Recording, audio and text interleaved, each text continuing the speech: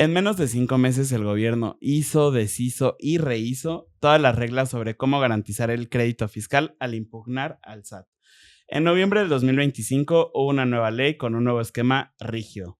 En enero del 2026 entró en vigor. En marzo del 2026, el mismo gobierno presentó una iniciativa para revertirlo porque sabía que había sido demasiado gravoso. Para abril del 2026 se publica el reverso en el Diario Oficial de la Federación. Y si a ti te parece confuso, a nosotros también. Pero esto es porque lo es. Estamos aquí hoy para poderte dejar claro cuál es el estado de las cosas en mayo del 2026 cuando tengas que pelear con el SAT. Hola arpeos, bienvenidos a un episodio más de Lavadero Fiscal. ¿Cómo estás, amigo? Todo muy bien. Todo padrísimo. Fue una escena cortada. Sí. Pero todo muy bien. Todo muy bien. ¿Tú Me qué tal, alegra amigo? saber que todo bien. Todo bien también. Muchas gracias, amigo. Seguimos grabando el mismo día, pues, claramente lo ven. Pero esto lo están viendo ustedes el día 20 de mayo. Y aunque esta reforma... Muy cerca del Día del Contador. Ey. Ahorita tienen tiempo si lo están escuchando el 20 de mayo para que sepan que el lunes 25 de mayo es el Día del Contador. Y miren, qué mejor regalo que nos pueden dar a nosotros como Arpea, que nos vayan a seguir a nuestras redes sociales. Eso nos lo dijimos en el episodio pasado. Mira. Pero nos pueden seguir en nuestras redes sociales, la cual estamos en Facebook, Instagram y TikTok como Arpea Consultores y en Spotify y en YouTube como El Lavadero Fiscal. Suscríbanse, denle like, hypen, ranken. Compartan este contenido. De ahí me lo explican chistoso. Den comentarios, o sea, eso nos ayuda muchísimo y sería un gran regalo del Día del Contador que esta comunidad que ha estado creciendo durante los últimos 5 o 6 años. Casi 6 años. Pues esté cada vez más grande, sea cada vez más grande. Entonces, sí era un gran regalo el Día del Contador y que ustedes hagan eso por nosotros. Dicho todo eso, vamos a hablar de un tema complicado. Sí, eso es muy importante que lo sepan. Es un tema técnico. Sí. Vamos a intentar explicarlo lo más sencillo que se pueda, pero sí hay partes que son importantes que tengamos que entender. ¿Qué es esto del interés fiscal? ¿Me aplica todo el tiempo? ¿Tengo que estar preparado siempre para esto? Lo vamos a estar hablando. ¿Cómo es que se aseguraba este interés fiscal? Luego, ¿qué sucedió en abril? Que obviamente no lo hablamos en abril porque estábamos en anuales, pero que es importante que lo conozcan. Por si eres este contribuyente que está en una situación respecto que tal vez sepa que en unos próximos momentos tenga que hacer algún tema de interés, o sea, que asegurar el interés fiscal, pues que sepa qué puede hacer ahora. Que necesites una herramienta misteriosa. Sí, la verdad es que este no es un capítulo que sea para todos, desde ahorita lo advertimos, pero sí creo que si nos puedes regalar 30, 40 minutos para tener un poquito más de cultura fiscal, la verdad es que vale la pena porque al menos te vas a enterar de ciertas herramientas que se pueden llegar a utilizar en momentos determinados. Entonces, podemos partir, amigo, con qué es el interés fiscal y para qué sirve. Sí. Miren, prácticamente, cuando el SAT determina un crédito fiscal, prácticamente es que realizó algún proceso. Digamos, hay un crédito fiscal que muchas personas puedan tener, que puede ser una multa federal de tránsito. Una multa federal de tránsito no pagada, después de no pagarla, se puede llegar a considerar un crédito fiscal. Contribuyentes, cuando hay un tema de una auditoría y existe una determinación de un cierto monto de dinero que el contribuyente tiene que pagar revisado de esa auditoría, también, y que sí lo debe hacia la autoridad, se considera un crédito fiscal. Estos montos que escuchamos, por ejemplo, para que lo podamos incluso tener más claro, con Ricardo Salinas, con todo el tema que fue Ricardo Salinas, eso fue un crédito fiscal. Entonces, ese crédito fiscal es exigible. Y si no se paga y si no lo impugnas en un plazo legal, el SAT puede ejecutar el procedimiento administrativo de ejecución, o que tal vez lo vamos a estar escuchando, no sé si lo vas a hacer el acrónimo de el PAE. Si escuchas el PAE, estamos hablando del proceso administrativo de ejecución. Y entonces, ¿qué hace el PAE o qué puede suceder en el PAE? Puede embargarte cuentas, bienes o activos de tu empresa para cobrar. En realidad, a este PAE es al que se le debe tener miedo, no a la carta de invitación que te llega por correo. ¿Estás de acuerdo? Sí, claro. Que este PAE es el que normalmente siempre ejecuta el IMSS. Ellos sí. Ellos el 18 dicen yo ya. Por eso al IMSS sí se le debe de tener más miedo.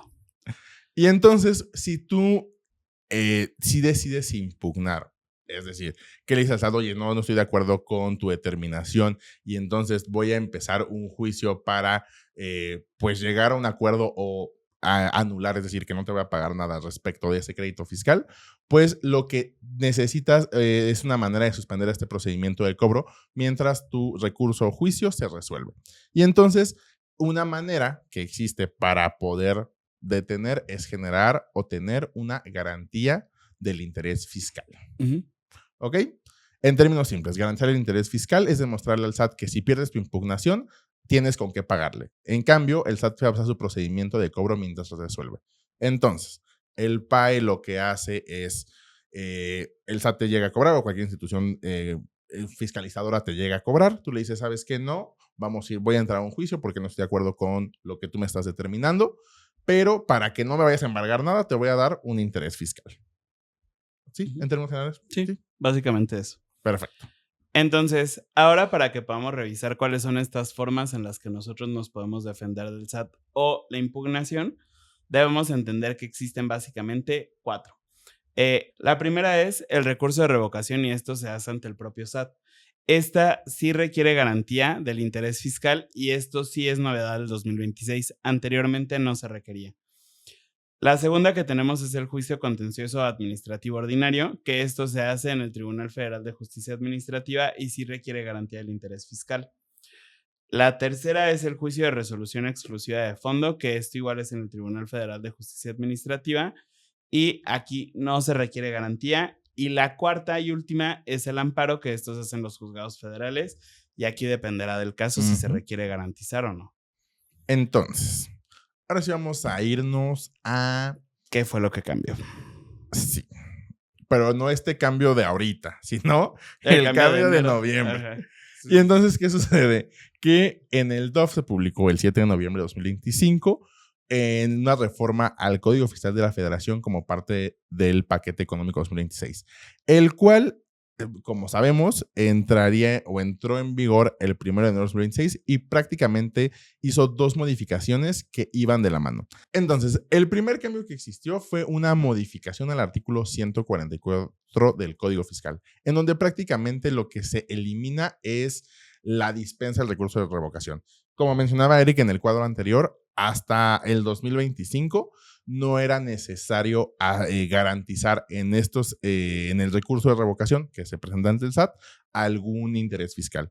Sin embargo, en el 2026, esa dispensa desaparece y ahora, si se presenta un recurso de revocación, debes de garantizar el interés fiscal. Básicamente, la justificación que tuvo el gobierno fue que algunos contribuyentes utilizaban este recurso no para defenderse, sino para ganar tiempo, ya que en el caso de que tú agregabas el recurso y el SAT resolvía, pues tú podías hacer distintas cosas. Vamos a pensar cómo mover activos, cerrar empresas o volverte insolvente y después de que dijeras, sí tengo un crédito fiscal, pero ya no tengo nada, SAT, ya no tengo con qué pagarte, y pues eso podía llegar a ser un problema para la autoridad. Que fue un poco el cómo se estuvo manejando este caso mediático que mencionaste hace rato. Dicho esto, el segundo cambio que en realidad digamos que es como el más importante y el que están haciendo o el que ya hicieron la reversión es el artículo 141, que es la prelación obligatoria. Y tú vas a decir que es prelación, tú también vas a decir que es prelación. Yo también lo dije cuando estábamos haciendo este material. Pero amigo, ¿qué es la prelación? Ok, es el orden de prioridad obligatorio. En este contexto, el gobierno ya tenía establecido que para garantizar un crédito fiscal lo que se tenía que hacer era irte primero por la primera opción, segundo por la segunda opción y así sucesivamente por todas las opciones que te ponía el gobierno. Básicamente aquí tenías que dar efectivo en la primera opción y si podías demostrar que no podías dar el efectivo, entonces y solo entonces podías pasarte a la segunda opción. Esto básicamente lo que hacía es que te dejaba sin libertad para poder elegir de qué forma ibas a garantizar tu crédito fiscal. Básicamente es como si fuéramos al Festival del Mollete, dices tú, y te dijeran, ¿sabes qué? No te podemos vender molletes si no me garantizas que te vas a echar primero un caldito, después tus molletes y después el postre. Pero bueno, entonces aquí en pantalla vamos a poder ver justamente la tabla de cómo estaba establecida esta prelación. Lo primero que nos decían es que teníamos que dar el billete de depósito y esto era lo obligatorio primero y esto fue así de enero a abril del 2026. ¿Por qué? Porque básicamente teníamos que dar este billete de depósito, que es el efectivo, hasta donde alcanzara nuestra capacidad económica. Si yo tenía que garantizar un interés fiscal de 1 millón de pesos y yo tenía 789,937 pesos en el banco, eso lo tenía que dar y ya después tenía que ver cómo iba a completar el 1 millón de pesos. De ahí también podíamos tener una carta de crédito, que esto es solo si demuestras documentalmente que no puedes cubrir con el efectivo, prenda o hipoteca, que era si podías demostrar que no podías cubrir con la carta de crédito, fianza, que era si podías demostrar que no podías cubrir con la prenda o hipoteca, y así sucesivamente para la obligación solidaria de tercero. Y así sucesivamente para la obligación solidaria de tercero y embargo en la vía administrativa, que era pues ya básicamente el último recurso.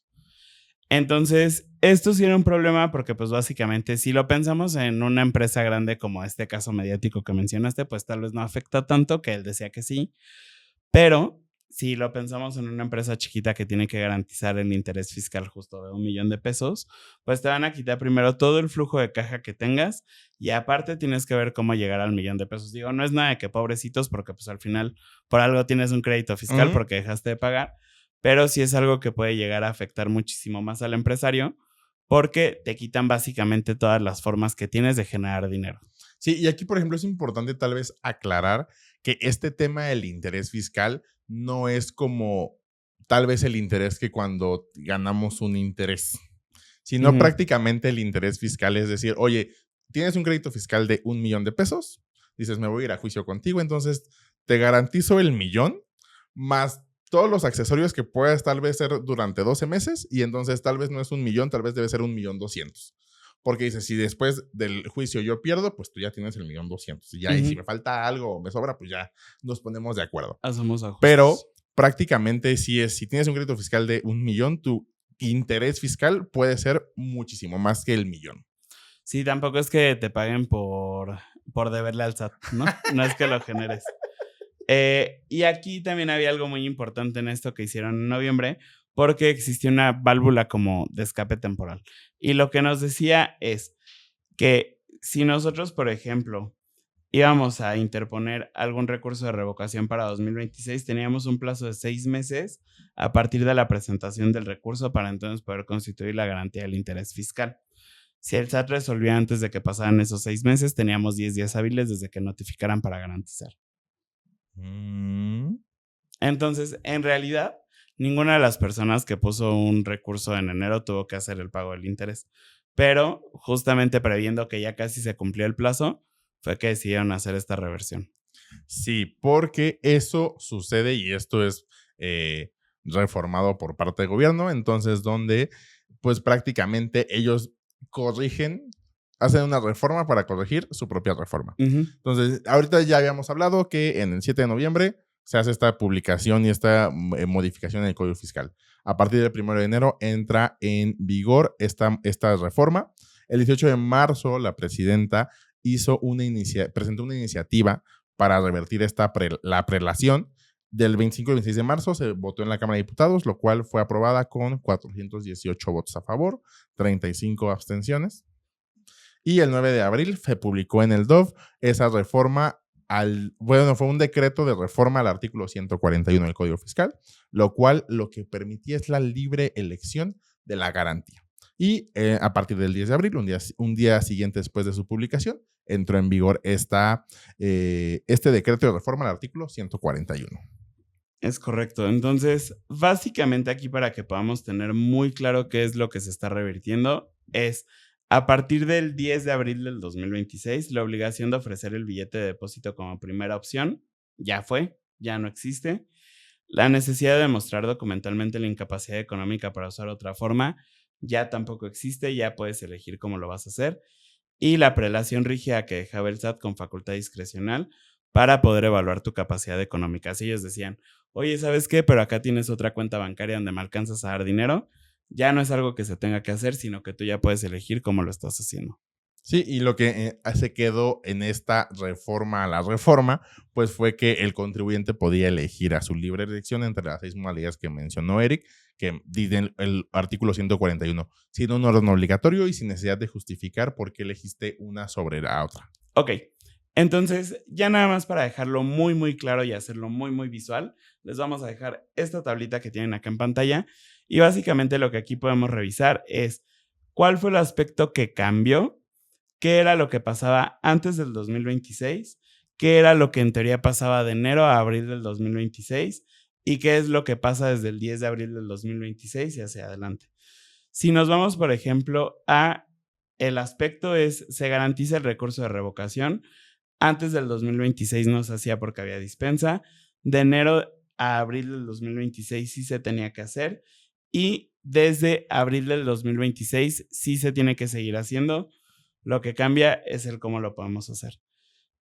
Aspecto, forma de garantía. Antes del 2026 era de libre elección. De enero a abril del 2026 había una prelación rígida donde teníamos que ir demostrando qué era lo que podíamos hacer, qué no, etcétera. Y con base en eso íbamos desbloqueando los siguientes escalones si lo queremos ver de alguna forma. A partir del 10 de abril del 2026 es a libre elección. El plazo para garantizar el plazo para garantizar en un recurso de revocación antes no existía. De enero a abril del 2026 era inmediato al recurso. Desde el 10 de abril del 2026 tenemos 6 meses, pero esto es por el transitorio. Y básicamente lo último es si el SAT puede embargar si no garantizamos. Anteriormente no podían. Básicamente desde enero del 2026 a abril también lo pueden hacer. Y de abril en adelante sí lo pueden hacer sin problema alguno. Ahora bien, lo que vamos a hacer es explicarles qué son estas formas y cuáles pueden ser las ventajas, desventajas y tal vez desde nuestro punto de vista cuándo conviene pues utilizar estas 6 garantías fiscales que existen actualmente. Entonces, como mencionamos, el artículo 141 las menciona del Código Fiscal de la Federación. Y ninguna es obligatoria sobre las otras. La que eliges depende de la situación financiera, el monto de crédito y la estrategia de defensa. Entonces, el primero es el depósito en efectivo o los billetes de depósito. Básicamente, la ventaja es que es la más contundente para el SAT porque es la que más le gusta. Dinero constante y sonante. Claro. Chin, chin. Pero su desventaja es que a ti como empresario o emprendedor pues puede inmovilizar tu liquidez operativa. Obviamente, porque pues es de todo. Entonces, ¿cuándo te conviene? Cuando es un monto pequeño que no afecta a tu operación. O sea, si dices, sabes que son 20,000 pesos, pero no me afecta en mi operación, puedes hacerlo con dinero y puede ser la forma más sencilla. El segundo es la prenda o hipoteca. La ventaja más importante, pues obviamente que tu efectivo, pues no lo inmoviliza. Sin embargo, ¿cuál es la desventaja? Si en algún momento llegaras a perder, pues sí tendrías que hacer todo el proceso de pues cambio de propietario y entonces pues puede llegar a tener otros costos. Y pagar tus impuestos por la enajenación del bien. Claro. Y tú así, sí. Maldita sea. Esto, por ejemplo, pueden ser créditos grandes con activos disponibles. O sea que también, a lo mejor si tengo la casa heredada de mi abuelita, pero es mía, pues así debe ser tuya también. Sí. Luego, la siguiente es una fianza de aseguradora. De igual forma, no inmoviliza, una ventaja es que no inmoviliza tus activos propios. La desventaja es el costo que puede tener, ya que puede ser de entre 1 y un 3% anual del monto. Entonces, pues también es estar, si dura tu proceso varios años, pues es estar abonando a esa fianza. ¿Cuáles son? Litigios largos. La ventaja cuando conviene, cuando son litigios largos con créditos medianos o grandes. Luego, la obligación solidaria de tercero. Esto no inmoviliza activos del contribuyente. ¿Cuál es la desventaja? Que requiere un tercero que sea solvente y lo principal, que esté dispuesto a hacer ese tercero ante el SAT. ¿Cuándo te puede convenir? Cuando tienes un socio o un familiar, pues que te puede respaldar con este crédito fiscal. Sí. Y que diga, oye, si pierdes, no te preocupes, aquí está el dinero. Para eso estamos, dice. Qué grandes chistes se estaba aventando hoy, Estoy amando mucho este episodio. La quinta es un embargo en vía administrativa. ¿Cuál es la ventaja? Que no sale el dinero de tu operación, pero la desventaja es que restringe la disponibilidad de tus bienes. Esto cuando puede convenirte, cuando tienes activos suficientes, pero sin un efectivo libre. Y por último son los títulos valor o cartera de créditos. La ventaja es que no aprovechas tus activos financieros. La desventaja es que tiene unas restricciones que también están reguladas en el artículo 141A del Código Fiscal. Prácticamente en esta forma de garantía fiscal es que tú entregas o que la Secretaría de Hacienda autoriza instituciones de crédito o casas de bolsa para que puedan operar cuentas especiales donde tú como contribuyente pues vas depositando. ¿Qué es lo que tiene que suceder con estas entidades autorizadas? Tienen que hacer una declaración semestral donde pues mencionan los datos del contribuyente y cuánto dinero han transferido y pues básicamente pues es esta gestión de las cuentas. Esta última forma de garantizar el interés fiscal sí depende de tu caso específico. Aquí sí es importante y de hecho lo hablamos ahorita en un corte. Creo que más que ir con tu contador de confianza, tienes que ir con tu abogado fiscalista de confianza para que puedan realizar esta opción. Es correcto. Finalmente, pues recordemos que ahorita justamente para 2026 existe un transitorio donde nos dice que si nosotros iniciamos todo esto, podemos tomarnos 6 meses para poder hacer la presentación de la garantía del interés fiscal. Entonces, o bueno, más bien para poder garantizar el interés fiscal. Entonces, eso es algo que debemos de tener en consideración. No es que si ahorita decidimos generar algún tipo de recurso o algún tipo de impugnación ante el SAT, debamos de hacer la garantía en este preciso momento, sino que ahorita tenemos este transitorio que nos da la ventana de 6 meses y pues bueno, ya para 2027 las reglas podrían ser completamente distintas o las mismas para saber, ¿no? ¿Quién sabe? Finalmente, pues bueno, ya retomando un poco también el tema de la PRODECON, básicamente creo que aquí es importante que podamos estar conscientes de que la PRODECON anteriormente lo que permitía era resolver diferencias con el SAT antes de que existiera un crédito fiscal determinado. Sin el crédito determinado no hay obligación de garantizar, sin obligación de garantizar ni movilizar los activos ni pagas primas de fianzas para defenderte. Entonces, básicamente, retomando el tema de la PRODECON, creo que es muy importante porque, como dijimos, todos los servicios que tiene la Procuraduría son gratuitos. Y pues, justamente por eso creo que a la mayoría de las personas nos interesaría que siga siendo autónoma. Ya no lo es. Pero, pues bueno, veremos cómo se va desarrollando más adelante. Estoy retomando lo que mencionamos en el último capítulo. Si no lo fuiste a ver, ve a verlo para que te enteres del chisme. Ay, me leíste la mente. Cortito. Te iba a dar ese mismo speech. Entonces, si no lo han visto, vayan a verlo. Y aquí básicamente también lo que tenemos es una tablita donde les decimos en qué etapa de un proceso les convendría que vean a la PRODECON o que vayan implementando alguna de las impugnaciones que tenemos disponibles. Básicamente, si estamos en la etapa de auditoría y antes del crédito, aquí nos funciona mucho la PRODECON porque aquí se puede ver un acuerdo conclusivo, el costo va a ser de 0. El tiempo es de semanas, si no me equivoco son hasta 6 meses de un acuerdo conclusivo y el resultado va a tener como condonación el 100% de las multas.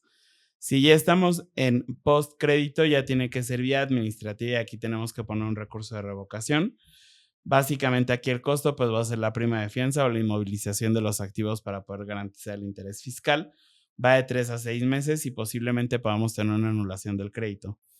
Finalmente, si ya estamos post crédito, pero ya tenemos que hacerlo vía judicial, es un juicio contencioso ordinario y nuevamente aquí vamos a poder tener como costo la prima de fianza o la inmovilización de los activos, pero este sí es un poco bastante más largo, que puede ir de 2 a 4 años y también puede tener como resultado la anulación del crédito. Sí, es un tema, ya literalmente estamos llegando al final del episodio. Sí. Es un tema complicado para todos. Es correcto. Es un tema que tampoco es tan común que, o sea, a pesar de que siempre escuchamos mucho el tema de auditorías y esto, incluso lo mencionamos muchos en algún episodio, o sea, al menos el año pasado sabemos que este año existirán, si no me recuerdo, 13,000 auditorías en todo México por parte del SAT. Sí. Entonces, también no es como que todos los contadores y todos los abogados tengamos estos casos más comunes. Sin embargo, sí es importante que si eres un empresario, emprendedor, que también no solo te vayas con la parte contable, sino que también estés cercano a la parte legal. Porque nunca sabes cuándo puedes necesitar un tema o puedes estar en una situación donde tengas que garantizar un crédito fiscal y que sepas qué tienes que hacer. Porque no es nada más decir, o no llegas nada más a la oficina del SAT y oye, aquí te traigo mis billetes. No se los avientes así a la persona que está ahí en recepción. O sea, si es un proceso, es un escrito, entonces tienes que tener también ciertas formalidades para que cualquiera de las formas de garantizar interés pues sea válido. Y entonces pues sí es importante que también te asegures de que se esté cumpliendo para que no tengas un problema. Porque eso también es importante, no me acuerdo si lo mencionamos, pero no es como que durante todo el tiempo puedas garantizar un interés fiscal, sino que tienes 30 días después de alguna resolución para hacerlo. Entonces también estás contra reloj para pues poder preocuparte o no de tu situación fiscal y económica los próximos meses o tal vez años. Si tú, por ejemplo, estás teniendo estos pecadillos que ya sabes que el SAT te puede traer en la mira, o si ya estás en un proceso de revisión, etcétera, aquí es muy importante identificar 2 puntos. Si es de forma preventiva, nosotros con todo el gusto del mundo te podemos ayudar en una asesoría de impacto fiscal a tu medida. Esta asesoría tiene como objetivo que tú nos puedas traer tus problemas, que los revisemos, que te vayas con acciones que ya puedas implementar en ese preciso momento para mejorar tu situación fiscal. Adicional a eso, te llevas una minuta por toda la revisión y es de hasta 60 minutos. En caso de que ya sea algo más reactivo, de que oye, ya tengo al SAT aquí afuera y me están amenazando con embargarme, la verdad es que lo ideal es que ni siquiera es que te tengas que conseguir otro contador ni nada por el estilo, sino que es un abogado fiscalista. Podemos recomendar a un amigo y colega que es César Ramírez, pero digo, ese es el que nosotros te recomendamos. Si tú tienes a alguien de tu elección, puedes ir con el que sea de tu elección. Sí. O sea, incluso, no, sí. Así mero. Así mero, justo como lo acabo de decir por 2. Pero bueno, amigos, si tú eres un contador y no sabes exactamente cómo funciona todo esto, ¿qué podemos hacer? Ay. Puedes tomar una sesión de Contadores Plus. Una sesión que es de hasta 90 minutos en donde tus dudas, tus problemas, sí, pues todo el tema de tu organización, el tema de impuestos, el tema de contabilidad, el tema de sistemas, el tema de gestión, que estás iniciando, ya sea como contador independiente o estás iniciando un despacho, lo podemos revisar ahí. Obviamente es una sesión de 90 minutos en donde pues ahí te platicaremos y conversaremos tan técnico o tan digerible como sea para ti, para que ya sea que tú le quieres compartir alguna información a tu cliente o que a ti te quede claro el cómo puedes manejar o algún tema de impuestos que puede ser difícil para ti como contador, no te preocupes para esta sesión. De igual forma está en la descripción de este video y en todos los links que están en todos los perfiles de nuestras redes sociales. Y finalmente, pues ya nada más recordarles, el próximo lunes es el Día del Contador. Gran forma de felicitar a Arpea al menos. Ayúdenos a compartir este episodio, a suscribirse, a darle like, a hypearlo. Si nos encuentran en Instagram, denle corazoncito a nuestras fotos, guárdenlas, compártanlas, repostéenlas, lo mismo en TikTok. Nos ayuda mucho. Recordemos, estamos en Instagram, TikTok y Facebook como Arpea Consultores, Spotify, YouTube. Y ya, bueno, Apple Podcast, Amazon Podcast. Donde nos escuchen. Ajá, como el lavadero fiscal. Sí. Y luego, también importante, amigo, después de la publicación de este episodio, vamos a estar en Build by Bots. Sí, y hay un episodio. Spoilers. Tenemos que cuadrar bien todo eso, pero probablemente exista episodio con ellos. Y si no, pues ahí vayan a Instagram a vernos qué hemos estado haciendo, qué hemos estado subiendo. Sabemos, Eric y yo, que tal vez no somos tan activos muchas veces en historias, pero con ese tipo de cosas intentamos hacerlo. Entonces, siempre que encontramos algo que vale la pena compartir, se los compartimos. Sí, entonces, pues ahí vayan a Instagram, ahí van a poder ver toda esta travesía, tal vez comentarios de lo que estamos viviendo, lo que está viviendo en Build by Bats. Y pues nada, creo que es todo por el episodio de esta semana.